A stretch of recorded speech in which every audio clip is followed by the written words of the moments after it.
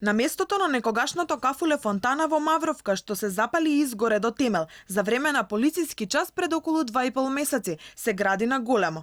Во обид да дознаеме што се случува, како се приближивме до работниците, така тие се повлекоа и престанаа да градат. Градежниот објект веќе не личи на кафуле, туку на зграда на 2 спрата, а според тенденцијата изгледа уште ќе расте.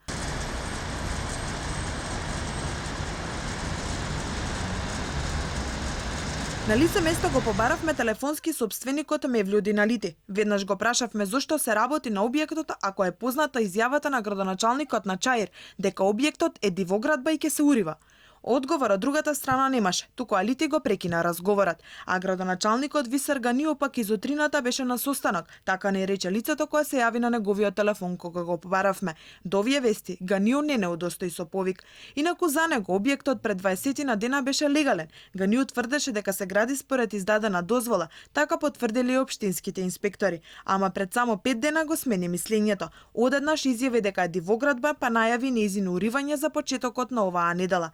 За дел од медиумите објаснил дека сопственикот е известен за уривањето. На потек сега е државниот градежен инспекторат кој треба да утврди дали објектот кој што се гради кај трговскиот центар Мавровка е законски или не. Од инспекцијскиот совет на 16 јули испратиле налог до нив да излезат на терен со градежните инспектори од општина Чаир и да спроведат заеднички надзор. Први кои дошле на терен се комуналните инспектори на град Скопје да видат што се гради на местото каде што изгоре угостителскиот објект. Констатирале градежни работи, но немале ингеренции за повеќе, па ги алармирале другите институции.